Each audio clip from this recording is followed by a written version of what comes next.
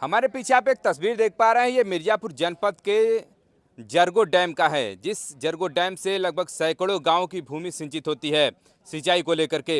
लेकिन कई वर्षों से यहाँ पर सूखा पड़ता आ रहा है और जिससे कहीं न कहीं जो यहाँ के किसान हैं वो उनकी फसलें नहीं हो पा रही थी। और लेकिन इस बार प्रकृति का ऐसा कुछ रहा है जो आप देख पा रहे हैं कि पूरा जो बांध है इस बार भर चुका है। और अगर वहाँ पर हम लोग पॉइंट में बात करें तो लगभग 315 और 16 के बीच में पानी का जो जल स्तर है वो आप यहाँ पर देख पाएंगे। और चूँकि कईयों साल इस बांध को हो गए जिससे सैकड़ों लोग की भूमि सिंचित होती है और बड़ा खुशहाल रहता है इधर का परिवार। लेकिन कई वर्षों से सूखे की वजह से मार तो झेल रहा था। इसके पहले भी हमने वीडियो किया था, इसके पहले भी, चूँकि इसमें 27 नदी और 7 नार का पानी बताते हैं लोग कि आता है। और चूँकि उसकी बारिश न होने से समस्याएं खड़ी हो रही थी, तो परियोजना सरकार ने लाई है कि हाँ गंगा से, जो गंगा जी से पानी लिफ्ट करने की बात की जा रही थी। लेकिन हमारी पिछले साल बात हुई थी सत्येंद्र जी से और इस बार फिर हम लोग इस बार पहुँचे हैं। चूँकि पिछले साल पानी कम था, जल स्तर बहुत नीचे था, इस बार तो पानी भरा है। तो उस पर क्या कुछ कहना है इनका, हम लोग इन्हीं से बातचीत करेंगे। इस बार तो पानी का जल स्तर 316 पहुँचने वाला है। क्या कहिएगा इस बार? बांध तो किसान भी इस बार बड़ा खुशहाल हैं, उनके बारिश हो रही है और उनके धान की फसल भी अच्छी जा रही है। धन्यवाद प्रवीण जी। जैसा कि हम लोग पिछली बार आए थे और बांध एकदम सूखा पड़ा था और यहाँ एक भी आदमी नहीं दिखाई दे रहे थे, लेकिन प्रकृति का ऐसा कृपा रहा, ईश्वर की कृपा रही कि इस बार बांध देखिए लबालब भरा हुआ है। और जरगो डैम जो है उसका लेवल जो है 15.5 से भी ऊपर चला गया है। ये हमारे जरगो कमांड के किसानों के लिए बहुत ही प्रसन्नता की बात ज़रूर है। लेकिन सर्वप्रथम मैं इस बांध के जो निर्माण करता है, जिन्होंने नींव रखा था अपने विधानसभा के कार्यकाल में, स्वर्गीय बाबू राजनारायण सिंह को मैं नमन करता हूं, जिन्होंने यहाँ के जनता की सिंचाई के समस्या को हल करने के लिए इस विशाल जरगो जलाशय, जरगो बंधे का निर्माण कराया और अपने विधानसभा में, सदन में बात उठाए और सरकार उनकी बात सुनी और ये बंधा तैयार हुआ। और कई दशकों से यह बंधा सैकड़ों गांव के किसानों की सिंचाई की व्यवस्था करता है और सतत इसके लिए एक जरगो कमांड की समिति बनी हुई है जो इसकी देखरेख में, जब वो कहते हैं कि बंधा खोला जाए, किसान आपस में मिलके खोला जाता है, बंद किया जाए।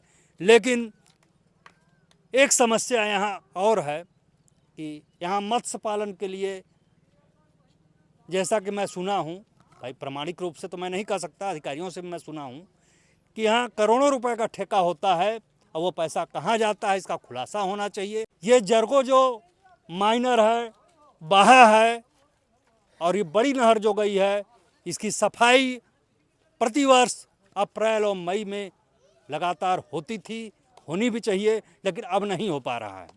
आप जाके देखेंगे नहरों में तमाम कूड़े फेंके हुए हैं, प्लास्टिक बोरे फेंके हुए हैं। अभी तो इसके पहले भी हम लोगों ने भी देखा था कि पूरा जलकुंभी का अंबार लगा हुआ था। तो क्या पहले भी ऐसा होता था या फिर पहले जो सूखा रहा? पहले जब माननीय ओम प्रकाश जी सिंचाई मंत्री रहा करते थे, लोकपति त्रिपाठी जी स्वर्गीय रहा करते थे, या कोई विधायक ही रहा करते थे उसके बाद भी, तब भी ये नियम था कि अप्रैल और मई में सतत इसका सफाई सीजन में हो जाता था। यहाँ के सारे लोग ये बात जानते हैं। लेकिन विगत कुछ वर्षों से, चाहे नौकरशाही का भ्रष्टाचार कहा जाए या कुछ लोग उसमें संलिप्त हों, मैं नहीं कह सकता, लेकिन ये चीज़ें नहीं होनी चाहिए।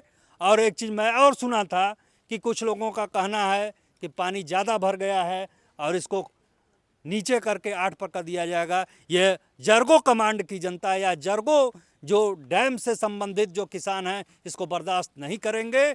इस पानी को संचित किया जाए। हाँ, जब 18 पहुंच जाएगा तो आप खोल दीजिए ताकि वो दिक्कत ना हो। इससे पहले तो यही कानून था ना कि 318 पर जब पहुंचेगा तभी फाटक खोल करके पानी को बाहर किया जाएगा। जी हाँ। तो वही तो मैं कह रहा हूँ कि 318 यदि आता है तो उसको खोला जाए और पानी निकासी की जाए, सुरक्षा के साथ की जाए, ताकि अगल बगल के गांव को जो है कोई नुकसान ना हो।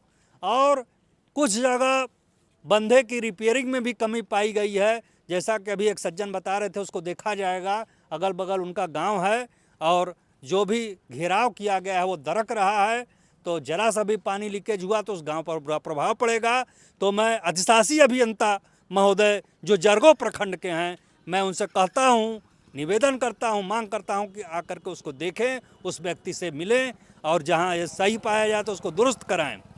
और रह गई बात, ये जरगो जलाशय सिंचाई के साथ साथ प्रवीण जी एक बहुत बड़ा पर्यटक स्थल हो सकता है, जिससे इसकी आमदनी हो सकती है, क्षेत्र की जनता को इसका लाभ मिल सकता है।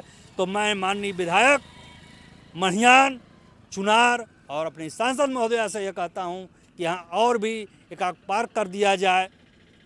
उठने बैठने का जो पर्यटक आते हैं उनको पानी पीने के लिए भी दिक्कत होती है, शौचालय जाने के लिए भी दिक्कत होता है। तो किसान अब के लड़के किसान आते हैं, देखते हैं कि भाई हमारा डैम कितना भरा है, तो उसी बीच यदि शौच लग गया तो कहाँ जाएंगे वो। तो उसकी व्यवस्था एक होना चाहिए, एक अच्छे पर्यटक स्थल की तरह। भाई वो सर्किट हाउस में तो जाएंगे नहीं, जो सिंचाई विभाग का बंगला हाउस में तो जाएंगे नहीं, कोई चाबी खोलेगा नहीं। तो एक ऐसा व्यवस्था होना चाहिए कि जो यहाँ के पर्यटक आ रहे हैं, बारिश हो रहा है तो उनको जो है छाया मिले। तो इसकी व्यवस्था सरकार को, प्रशासन को, हमारे जनप्रतिनिधियों को करनी चाहिए, ताकि इसका और उत्थान हो। और जरगो डैम के सिंचाई के विषय में बताना चाहता हूं कि यदि इस समय जो है 18 के पहले यदि इसको खोला गया तो ये जनता बर्दाश्त नहीं करेगी, और इसका रख रखाव कायदे से हो, ताकि यहाँ की जो सिंचाई से संबंधित जो किसान जुड़े हुए हैं उसका लाभ लेते रहें।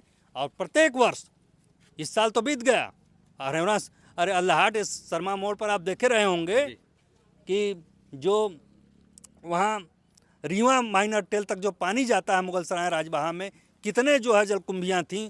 जब हम उसको वीडियो बनाए, टाइट हुए, एक्सीडेंट साहब से बात किए, तब जाके वो साफ हुआ, जेसीबी लगा के हुआ। तो क्या पहले नहीं हो सकता था? तो ये प्रश्न उठता है, इसमें कौन व्यवधान डाल रहा है? इसका एक पैसा नहीं आता है प्रवीण जी, 20-25 लाख रुपए आता है सफाई के लिए। ये पैसा जा कहाँ रहा है? मैं अपने जनप्रतिनिधियों से, अपने जिलाधिकारी महोदय जनपद मिर्जापुर से, मुख्य सचिव, प्रमुख सचिव सिंचाई जो जल शक्ति विभाग है, माननीय जल शक्ति मंत्री जी भी हमारे जनपद के हैं, मैं उनसे भी ये मांग करता हूँ कि इसका जांच कराया जाए कि जो 1 करोड़ रुपए का ये जरगो डैम मछली पालन, मत्स्य पालन के लिए दिया गया है, वो परमिशन ले करके दिया गया है विभाग से या बिना परमिशन का दिया गया है।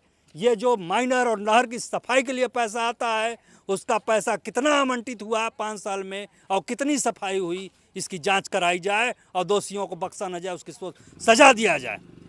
चलिए, देखिए हमारे साथ ये सतेंद्र सिंह तो जुड़े हुए थे, लेकिन इनका कहना है कि इस जरगो डैम को अभी आप देख पा रहे हैं कि 316 पहुंचने वाला है, लेकिन एक समय सीमा इसकी है कि जलस्तर की 318 अगर पहुंचेगा तभी इसके फाटक खोले जाएंगे।